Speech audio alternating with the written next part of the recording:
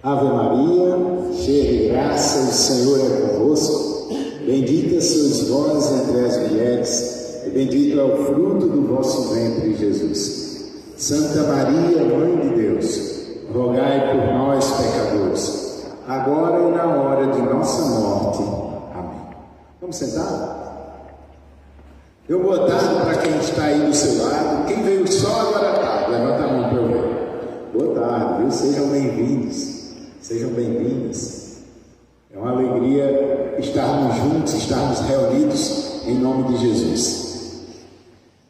Bendito seja Deus, porque Ele distribui, dons e talentos a cada um de nós. O Ministério de Música está de parabéns, viu? Vou levar vocês para Caruaru, vocês têm que ir para lá tocar com a gente. Nós já fomos. Sim, lá no carnaval. Eu lembro. Queremos voltar, sim. Vamos sim. Uma alegria. Vai ser, se Deus quiser, próximo ano do carnaval vocês vão estar conosco.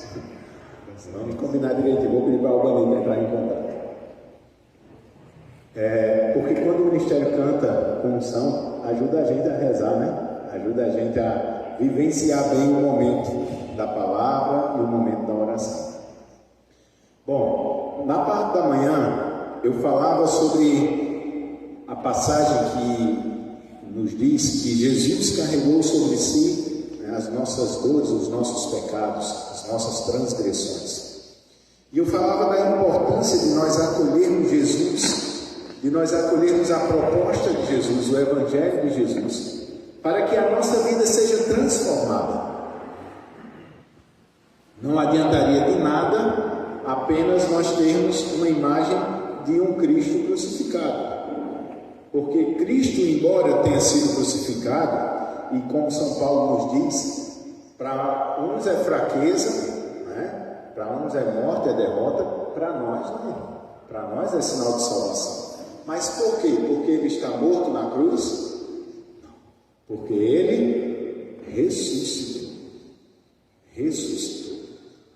Quando Jesus ressuscita, Ele aparece aos discípulos, aparece a Madalena, aparece a várias pessoas. E antes de subir aos céus, Ele faz uma promessa aos discípulos, que enviaria o Espírito Santo. É necessário que eu vá para que Ele venha. E qual é a importância da vinda do Espírito Santo? Qual é a importância? Qual o papel da vinda do Espírito Santo? Jesus não é mais importante do que o Espírito Santo? Pergunta para a pessoa que está do seu lado: quem é mais importante, Jesus ou o Espírito Santo? Quem é mais importante, Deus ou Jesus? Deus ou o Espírito Santo? Um só Deus em pessoas três. Um só Deus, mas cada um com um papel. Assim como eu falava aqui dos dons do Ministério de Música, o meu papel hoje aqui como pregador, o pessoal que convidou vocês, que organizou, que botou essa cadeira, que está transmitindo aqui, filmando, cada um de nós tem um papel. A Santíssima Trindade, cada um tem um papel. E veja como isso é tão claro, e veja como isso é tão importante. Jesus cumpriu um papel importantíssimo, determinante para a nossa vida. Ele se ofertou, morreu na cruz para a nossa salvação. Sem esse papel, nós não teríamos salvação, nós estaríamos condenados por causa dos nossos pecados. Deus não quer a nossa condenação, Deus não quer nos condenar. Deus deu a vida na cruz para nos salvar. Mas cada um tem um papel. E aí Jesus diz para os discípulos justamente isso: é necessário que eu vá para que venha o Paráclito, o Consolador, o Espírito da Verdade, o Santificador, para que Ele pudesse realizar em mim e em você uma perfeita e profunda obra de Deus. Deus criou todas as coisas, Jesus redimiu a humanidade com o seu sangue na cruz. O Espírito Santo foi derramado sobre nós para que nós sejamos santos. Às vezes a gente pensa na santidade apenas como o não cometer um pecado. Se eu não roubar, eu vou ser santo. Se eu não matar, eu vou ser santo. Claro que a luta contra o pecado é uma das partes fundamentais da santidade. Mas quando a gente pega nas cartas de São Paulo, falando sobre os dons, a gente lê, na verdade, né? E a gente ouve falar sobre os dons.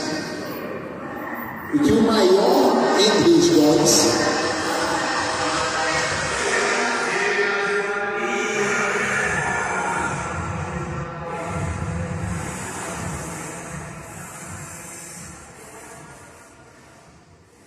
não é o dom de línguas, não é o dom de curas, não é o dom de milagres, não é o dom de profecias.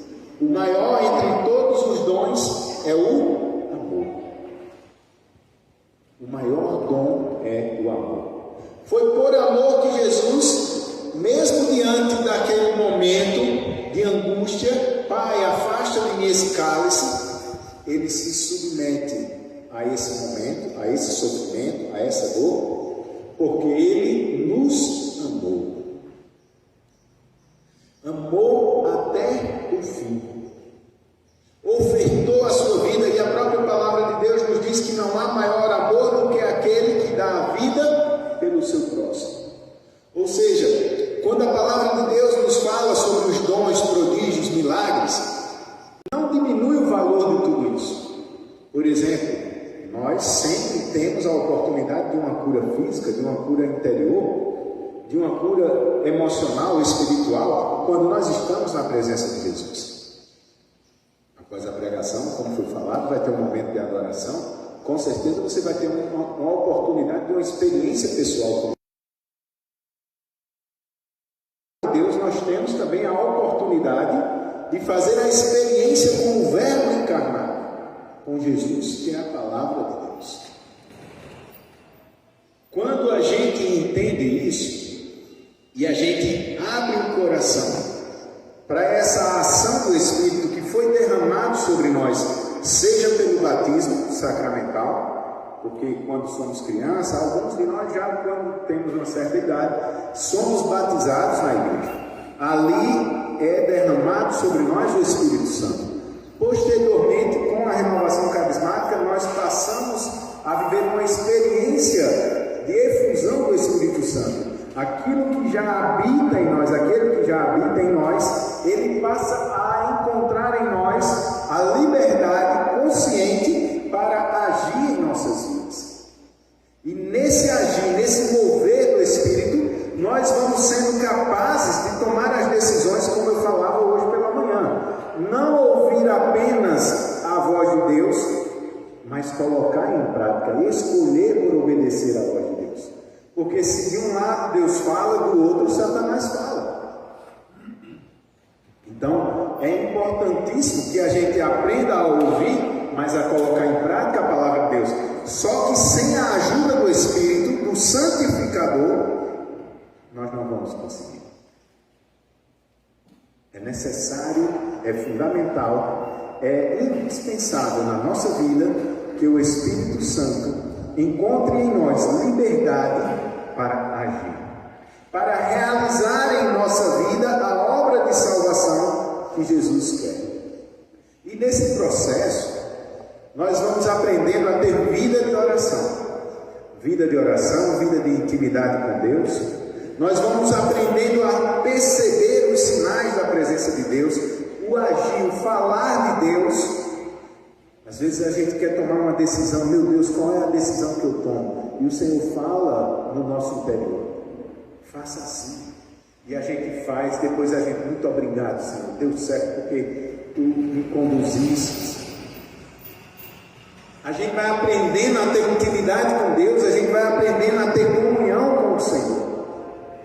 E isso é um processo também de libertação, de cura no coração de cada um de nós, na vida de cada um de nós. Como eu dizia, cada momento na presença de Deus é um momento em que Deus toca em cada um de nós. E a mão de Deus, ao tocar em cada um de nós, é muito importante fica sem acontecer nada. Não é simplesmente como alguém toca na pessoa que está aí pertinho de você. A pessoa tocou em você, você sentiu a pessoa tocar, mas não mudou nada na sua vida. O máximo que pode acontecer é a pessoa ajeitar o seu cabelo, tirar alguma coisa que está, sei lá, um besourinho que pousou em você. Mas mudar o teu interior, o teu coração, a tua história, é necessário que seja o toque de Deus. É necessário que seja a mão de Deus. É necessário que seja a ação de Deus. E essa ação, ela acontece através da graça do batismo do Espírito Santo. O Espírito Santo de Deus realiza em nós a obra que nós necessitamos. Ah, mas eu não preciso de cura, eu não estou doente. Pare e pense bem rapidamente. Como é que anda o seu relacionamento com o seu esposo, com a sua esposa? Como é que anda o seu relacionamento com o seu pai, sua mãe? Como é que vocês estão lidando com as dificuldades, as problemáticas? Como é que você tem lidado com os seus filhos, seus irmãos? Quantas coisas na nossa vida, na nossa história, que vão deixando marcas, feridas abertas, chagas profundas. Ah, morreu meu pai, agora está os irmãos brigando pela herança. Quantas feridas? Traição no relacionamento, quantas feridas? Mentiras, situações em que você confiou em alguém, você foi traído, foi decepcionado. Quantas feridas que isso vai causando no nosso coração? E o problema não é apenas estarmos feridos. O problema é que quando nós estamos feridos, nós ferimos os outros. Você já viu aqueles filmes, né, de caçador que bota aquelas armadilhas para pegar um animal, né? Uma vez eu vi um vídeo que tinha uma onça presa e o cara foi lá para tentar soltar a perna dela, né, aquelas armadilhas que prende lá, fica cortando até, né? E na hora que o cara vai lá tentar tirar, ela ataca o cara. Por quê? Porque está doendo, está machucado, está ferido. E a reação de quem está ferido é atacar, é reagir agressivamente. Não é compreender o outro. Não é tratar o outro com carinho, com amor. E daí nós entendemos a importância de nós permitirmos a ação do Espírito Santo em nossas vidas, para que esse processo de cura ele aconteça. Quantas pessoas que trazem desde o ventre materno marcas profundas de rejeição. Ah, eu quero que seja um menino, aí vem uma menina. Começa uma rejeição já no ventre. Mas a gente sabe o que é isso, não sabe.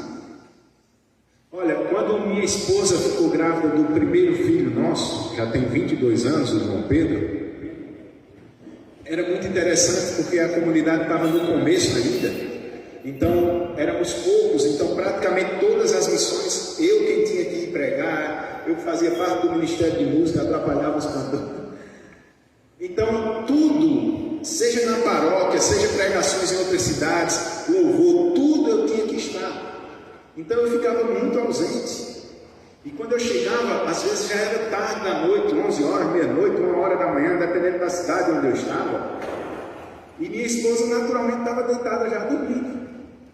E na hora que eu chegava, tomava um banho, que eu deitava de lado dela, o meu filho mexia, se ela estava para esse lado, ele mexia ao ponto de vir todinho para o lado que eu estava.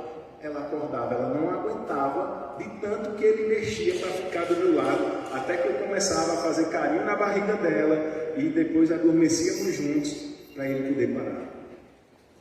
Veja, uma criança ainda no ventre, quando eu falava com ela, né, com ele na verdade, na barriga dela, e assim foi com minhas filhas também, podia estar tudo tranquilo, parecia que, sabe, um terremoto, e começava a chuta e puxa, e ela... Tinha hora que ela fazia, não fale não, porque você vai sair, eu vou ficar.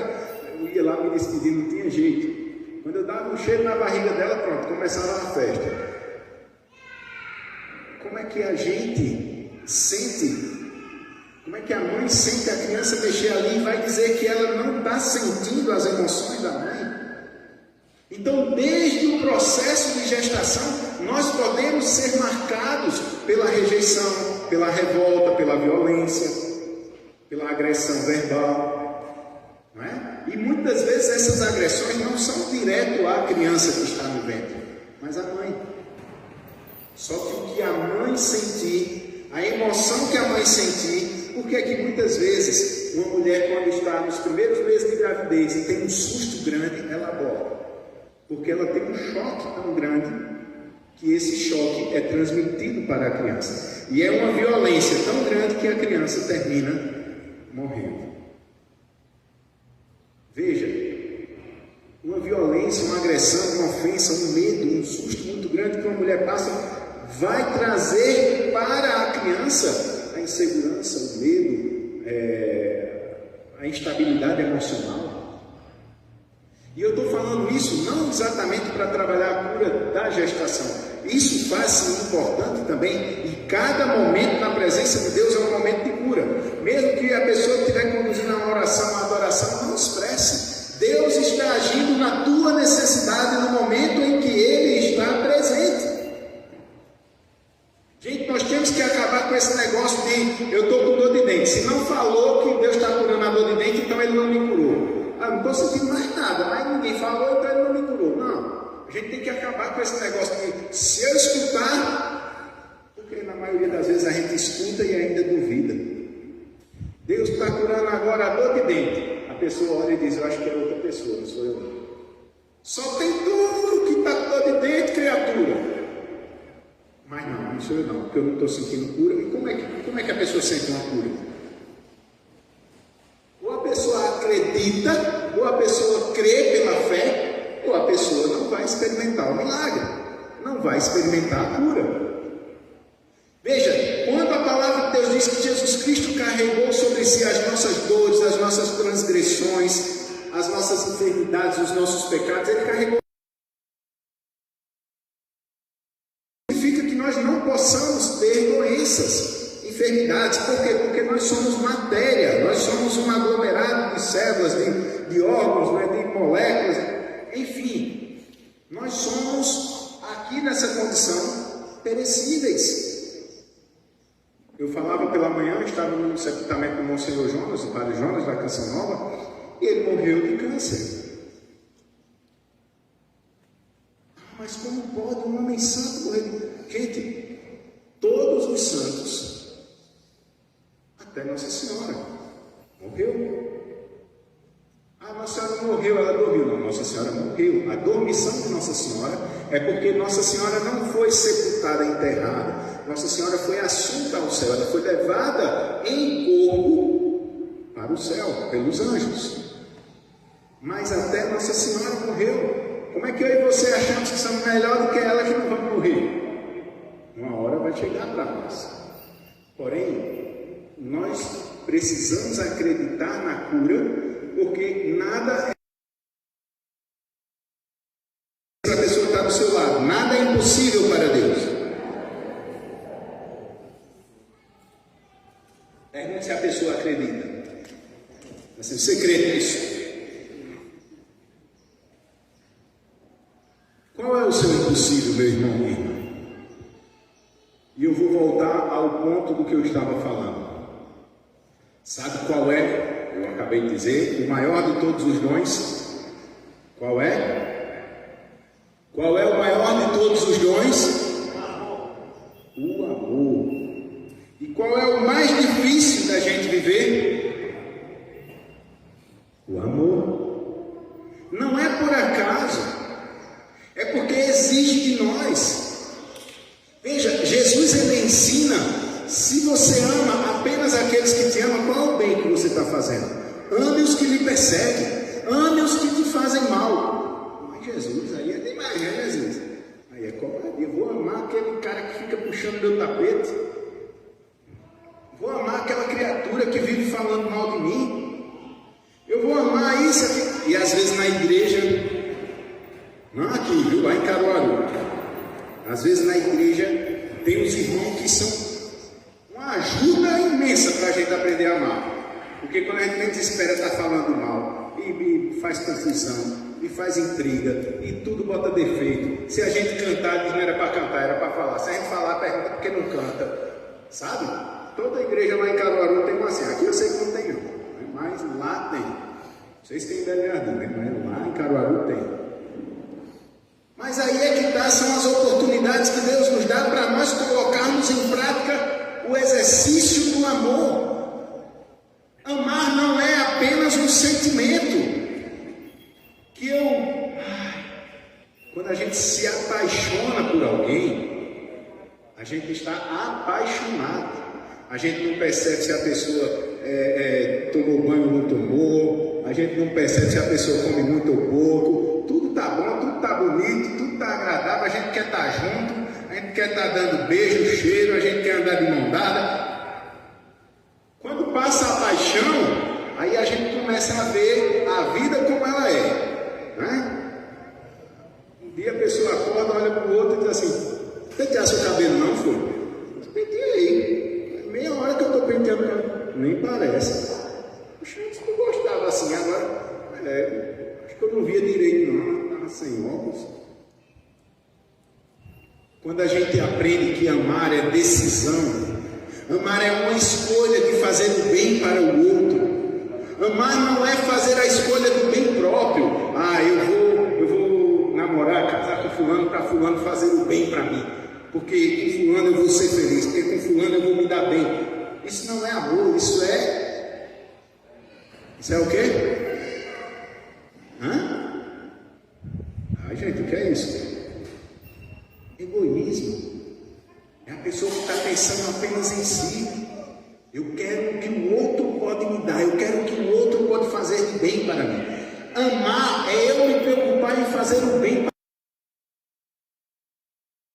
Eu ter a disposição de cuidar, de zelar, de fazer aquilo que está ao meu alcance e até mesmo lutar para fazer o que eu não posso, pelo bem do outro. Amar algumas pessoas, alguns personagens. Eu lembrava aqui de dois personagens, Judas e Pedro. Os dois foram o quê? Não, apóstolos. Primeira coisa, Judas e Pedro eram apóstolos de Jesus. Foram escolhidos por Jesus, foram chamados entre todos os discípulos. Lembra que eram 150, depois 72. Jesus foi lá na montanha, levou eles, reuniu todos, escolheu 12. A palavra de Deus diz que ele chamou os que ele quis. Jesus escolheu 12. Entre esses 12 estavam Pedro e estava Judas. Será que Jesus não conhecia Pedro e Judas? Conhecia. Jesus sabia que Judas se preocupava muito com dinheiro. A palavra de Deus diz que Judas roubava. Os apóstolos tinham ali uma sacola em que as pessoas faziam doações, ofertas, para que Jesus pudesse continuar o ministério, se manter. E aí, o que é que Judas fazia? Não tem ninguém vendo. Mas Jesus sabia que Judas roubava. E Jesus sabia também que Pedro era impulsivo, agressivo, forte, violento, bravo. Mas Jesus chamou os dois. E nos momentos finais, como o seu Tarcísio falou, os dois falharam com Jesus. Judas aceitou moedas dos sumos sacerdotes e entregou assim, vendeu Jesus para os doutores da lei. E Pedro negou Jesus 3 vezes antes que o galo cantasse. Veja, os dois falharam com Jesus. Um entregou, vendeu Jesus, o outro negou Jesus. Mas os dois têm a oportunidade de se redimir. Judas fez o quê? Partiu para enforcar-se. Pedro quis voltar a pescar e tal, mas quando teve um encontro com Jesus ressuscitado, Jesus pergunta a Pedro: tu me amas? Pedro diz com o coração apertado, sofrido, porque sabia que negou Jesus 3 vezes: Senhor, tu sabes tudo, tu sabes que eu te amo. Qual a diferença? A diferença está justamente em que Judas, no seu orgulho, ele olha e diz assim: eu entreguei Jesus, Jesus foi morto por causa de mim, eu não sou digno de perdão, de misericórdia, e vou me matar. Enquanto que Pedro, ele reconhece, ele tem a humildade de reconhecer que falhou, mas ele acolhe o perdão de Jesus, ele aceita o perdão de Jesus. Quantas vezes na nossa vida, meu irmão, minha irmã, nós não somos curados porque nós não acolhemos o perdão?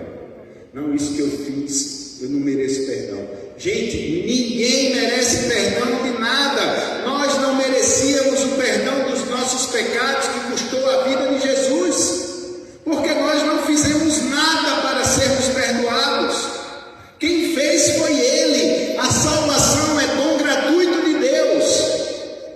A cura que Deus quer realizar na sua vida e na minha vida não é por merecimento meu e seu, é por amor. O Senhor te ama. Gente, o milagre da vida é a maior prova do amor de Deus. Quando a gente estuda no colégio biologia, a gente aprende que apenas um espermatozoide fecunda o óvulo e ali gera uma nova vida. Mas a gente aprende também que durante a vida da mulher, ela tem todo mês, às vezes um ciclo de 20 e poucos, 25, 23, 22, 28 dias, para a produção de um novo óvulo. Então, em média, uma vez por mês, ou 13, 14 vezes por ano, dependendo do ciclo da mulher, ela pode dar à luz, ela pode fecundar, gerar uma nova vida. Ok? Estou certo ou não? Quando a mulher não gera a vida, quando o óvulo não é fecundado, a mulher menstrua. E aí todo mês vem aquela maravilha que vocês adoram, né, mulheres? Todo mês. Por quê? Porque uma vez que o óvulo não e a mulher produz um novo óvulo, ok? O homem, ele produz continuamente espermatozoides. E pode qualquer um dos 40 milhões de espermatozoides fecundar o óvulo, qualquer um. Mas para que você existisse, só podia ser aquele espermatozoide e aquele óvulo. Se fosse no mês anterior que sua mãe engravidasse, não era você que vinha ao mundo. Se fosse de manhã, não tivesse sido de noite, não era você que teria vindo ao mundo, porque o espermatozoide seria outro. Gente, nós não somos fruto do acaso, nós somos fruto do amor de Deus por nós. Nós somos a opção de Deus entre 400 bilhões de opções. 400 bilhões de opções, poderia ser 400 bilhões de pessoas diferentes. Deus quis que existisse você, porque Ele te ama. Ninguém me ama, não, ninguém gosta de mim. Você existe porque Deus olhou entre todas as opções possíveis e disse: como é seu nome? É você que eu quero que venha ao mundo.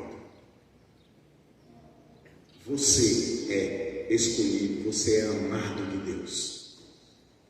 E você precisa abrir o coração para a ação do Espírito Santo, para que esse amor de Deus convença você de que você é amado, de que você é amado.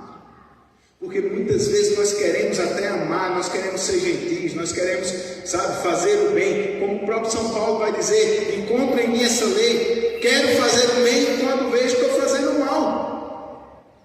Quantas vezes não acontece isso conosco? Eu não queria te magoar, eu não queria fazer isso. Poxa, eu sei onde eu estava com a cabeça. E é verdade, muitas vezes a gente faz o mal sem perceber. Espírito Santo de Deus pode agir em nossas vidas, pode tecer em nós um homem novo, uma mulher nova. Não há obstáculo, não há impossível para Deus. Eu dizia, muitas vezes os traumas, as feridas vêm desde a gestação, a fecundação. Mas o Senhor, Ele é onipresente. Quando a gente fala de onipresença de Deus, a gente não está falando apenas que Deus está aqui, como está lá em Caruaru agora. Nós estamos falando que Deus está aqui desde o momento da criação do mundo até o dia da vida gloriosa dele, como se fosse um único momento. Para Deus não existe passado e futuro, existe um só tempo. Deus é atemporal, Ele está fora da limitação do tempo. Com o passar do tempo, os cabelos caem, ficam brancos, a gente engorda, emagrece, envelhece. Deus não sofre com as condições do tempo, com o passar do tempo. E do mesmo jeito que Ele pode agir agora, aqui na sua vida, Ele pode agir naquele momento da fecundação em que você sofreu uma violência, sua mãe sofreu uma violência, no momento em que seu pai lhe rejeitou, quando soube da gravidez, ou sua mãe lhe rejeitou por medo, enfim, qualquer que seja o momento, a situação que ocorreu há 1 ano, 2 anos, 5 anos, 10 anos atrás, a perda de alguém que me fez sofrer, que me fez chorar, a traição, a mentira, como eu falava, a violência propriamente dita, seja qual for a marca que feriu a tua vida, que feriu a tua história, Deus pode te curar. E eu digo mais, faz parte da vontade de Deus a sua cura, porque Ele te ama e quer que você seja livre para você ser feliz. Ninguém é feliz sem ser livre. Ninguém é plenamente feliz se não for livre. E ninguém é livre de verdade se não for em Deus. Se não for mediante a ação do Espírito Santo de Deus.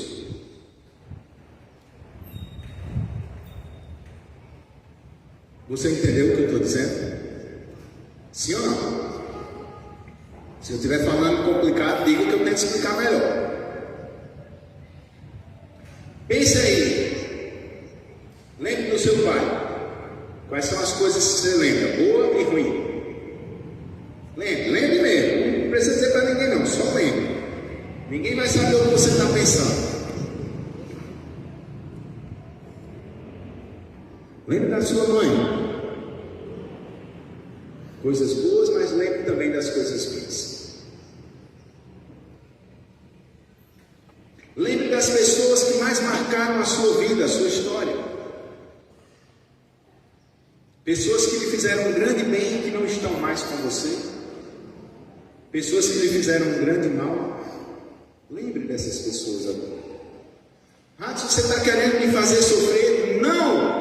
Eu estou querendo te dizer que você não precisa sofrer, porque Deus pode curar a tua dor. Ele fez o que cabia a Ele para que eu e você sejamos homens e mulheres curados pelo amor, para termos a capacidade de amar.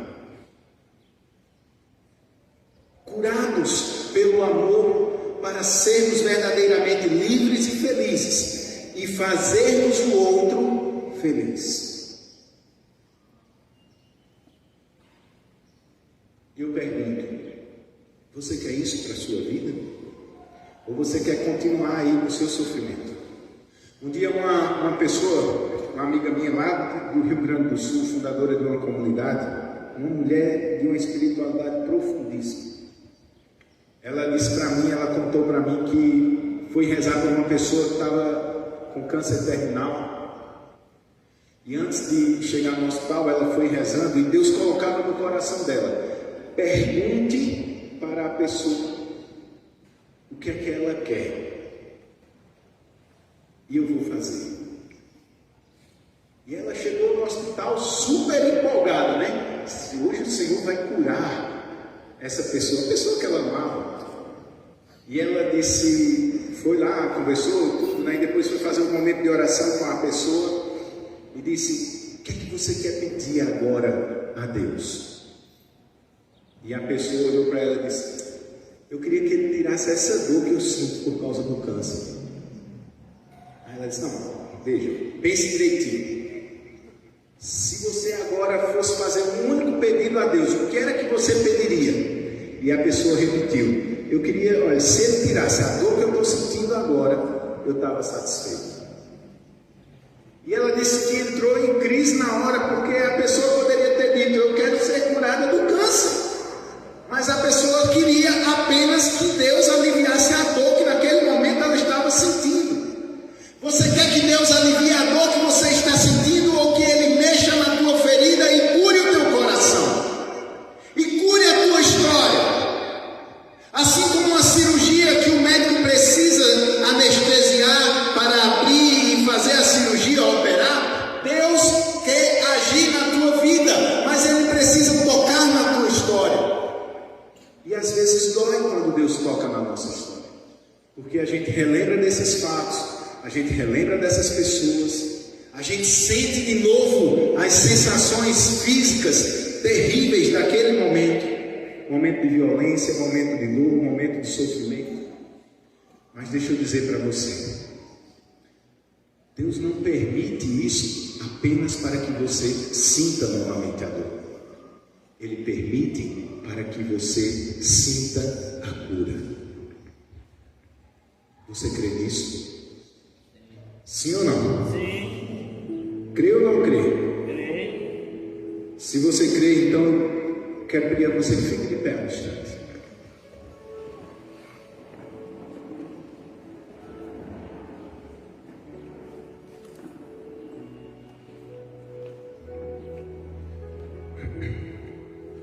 Quando aconteceu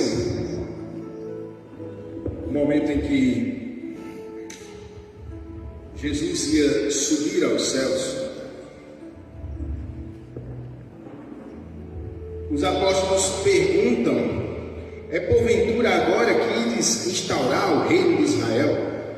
E Jesus diz o seguinte: não vos pertence a vós saber os tempos, nem os momentos que o Pai fixou em seu poder.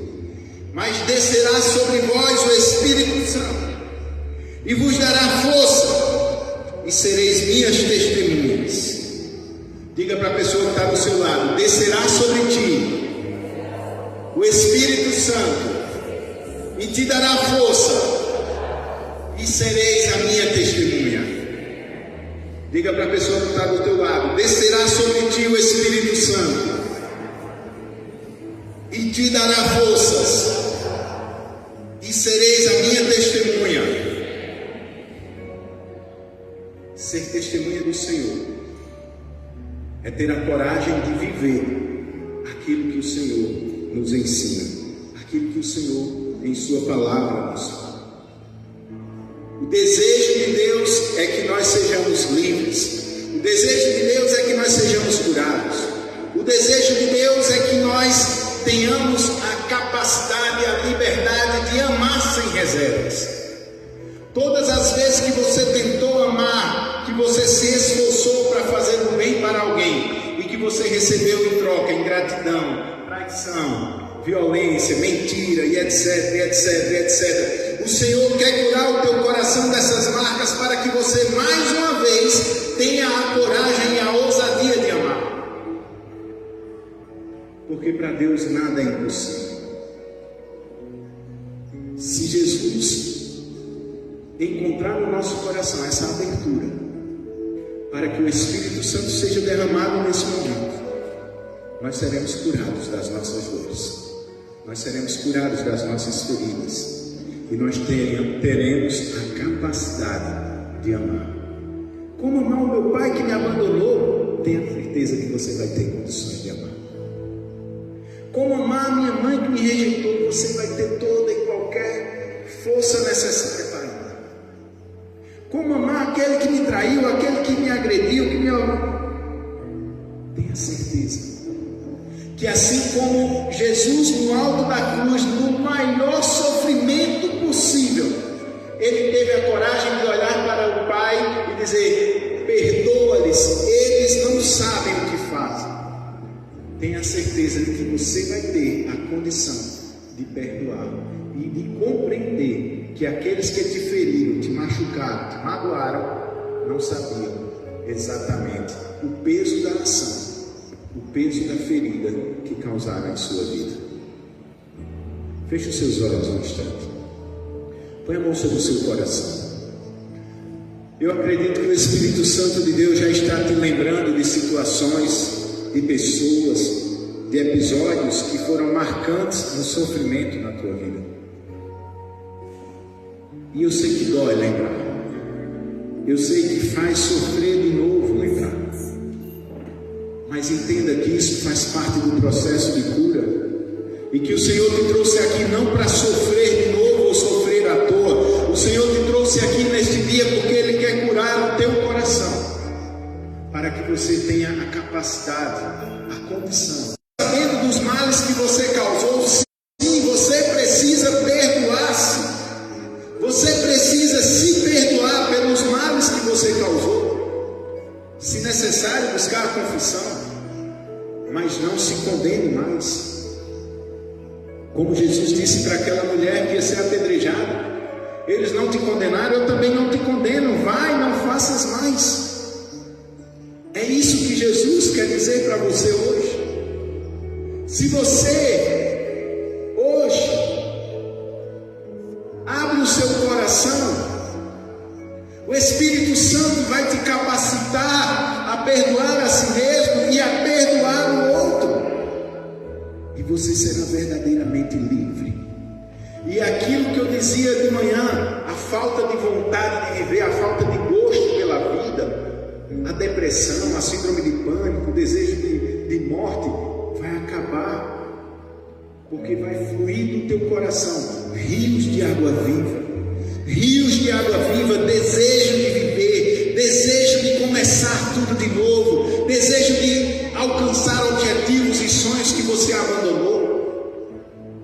Vem Espírito Santo de Deus, vai pedir isso, vai clamando: vem Espírito Santo de Deus. Quando perguntam a Pedro o que é necessário para receber o Espírito Santo, e ele diz que basta que a gente abra o coração, basta que a gente se arrependa da vida que anda levando e que a gente deseje e peça ao Senhor, e Ele enviará sobre nós o Espírito Santo. Eis-nos aqui, Senhor. Eis-nos aqui, Senhor. Olha para nós reunidos aqui em Teu nome. Nós estamos clamando a Ti. Derrama sobre nós o Espírito Santo. Vinde, Espírito Santo de Deus. Venha habitar nos nossos corações, na nossa alma. Venha, Espírito Santo de Deus, lavar e purificar todo o nosso ser, os nossos pensamentos, os nossos sentimentos. Vem curar as feridas do nosso coração, as feridas da nossa história, as marcas que estão até hoje como que uma ferida aberta, purulenta, doendo dentro do nosso coração, doendo na nossa alma. Vem curar as feridas da saudade, vem curar as feridas da rejeição, do abandono, da morte, da violência. Vai pedindo: vem Espírito Santo de Deus, vem Paráclito, vem Consolador, vem Espírito da verdade, banir toda mentira da nossa mente e do nosso coração. Vem Espírito de amor, vem Santificador, vem transformar as nossas vidas. Nós necessitamos, ó Espírito Santo de Deus. Diga você com suas palavras: eu preciso, Espírito Santo. Eu quero, Espírito Santo. Eu quero ser curado, eu quero ser um homem novo.